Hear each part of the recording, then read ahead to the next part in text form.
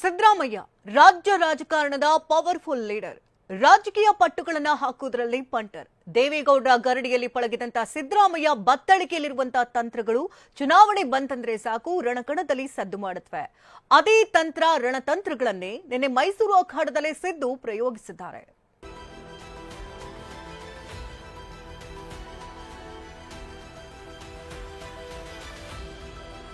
ಪ್ರತಿಷ್ಠೆ ಮೈಸೂರಿನಲ್ಲಿ ಕಾಂಗ್ರೆಸ್ ಗೆಲ್ಲಲೇಬೇಕೆಂಬ ಪ್ರತಿಷ್ಠೆ.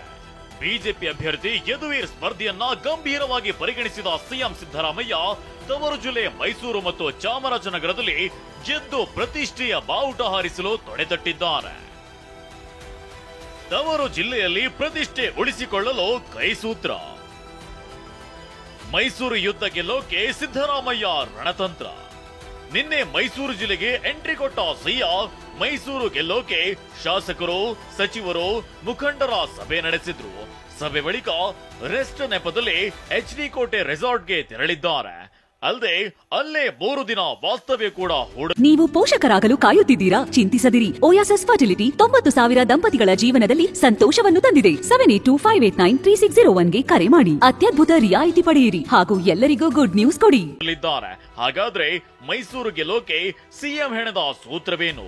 ಸಭೆಯಲ್ಲಿ ಸಿಎಂ ಹೇಳಿದ ಕಿವಿ ಮಾತೇನು ಅಂತ ತೋರಿಸ್ತೀವಿ ನೋಡಿ. ಸಭೆಯಲ್ಲಿ ಮಾತನಾಡಿರೋ ಸಿಎಂ ಸಿದ್ದರಾಮಯ್ಯ, ನಾವು ಯದುವೀರನ್ನ ಟಾರ್ಗೆಟ್ ಮಾಡಬಾರದು. ನಮ್ಮ ಟಾರ್ಗೆಟ್ ಏನಿದ್ರು ಬಿಜೆಪಿ ಅಷ್ಟೇ. ಯದುವೀರ್ ವಿರುದ್ಧ ಮನಬಂದಂತೆ ಹೇಳಿಕೆ ಕೊಡದೆ ಎಚ್ಚರಿಕೆ ವಹಿಸಿ. ಎಮೋಷನಲ್ ವಿಚಾರಗಳನ್ನ ತಿರುಗಿಸುವಲ್ಲಿ ಬಿಜೆಪಿಗರು ನಿಸ್ಸೀಮರು ಅಂತ ಸಿಎಂ ಸಿದ್ದರಾಮಯ್ಯ ಕಿವಿ ಮಾತು ಹೇಳಿದ್ದಾರೆ.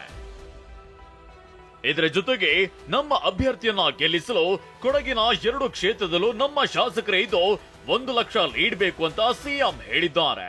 ಚಾಮರಾಜ, ನರಸಿಂಹರಾಜ ಕ್ಷೇತ್ರ ಸೇರಿದಂತೆ 1 ಲಕ್ಷ ಲೀಡ್ ಕೊಡಿ. ಪಿರಿಯಾಪಟ್ಟಣದಲ್ಲಿ 50,000, ಹುಣಸೂರು ಚಾಮುಂಡೇಶ್ವರಿಯಲ್ಲಿ 60,000 ಲೀಡ್ ಬೇಕು ಅಂತ ಸಚಿವರು ಶಾಸಕರಿಗೆ ಟಾರ್ಗೆಟ್ ನೀಡಿದ್ದಾರೆ.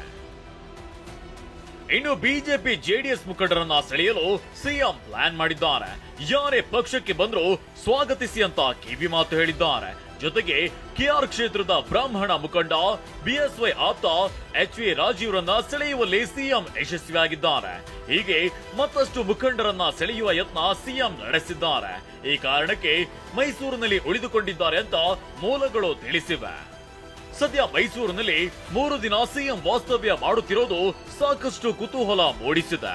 ಮೈಸೂರು ಚಾಮರಾಜನಗರ ಗೆಲ್ಲಲು ಯಾವೆಲ್ಲ ಪ್ಲಾನ್ ರೂಪಿಸಿದ್ದಾರೋ ಕಾದು ನೋಡಬೇಕಿದೆ. ದಿಲೀಪ್ ಚೌಡಳ್ಳಿ, ಟಿವಿ9 ಮೈಸೂರು.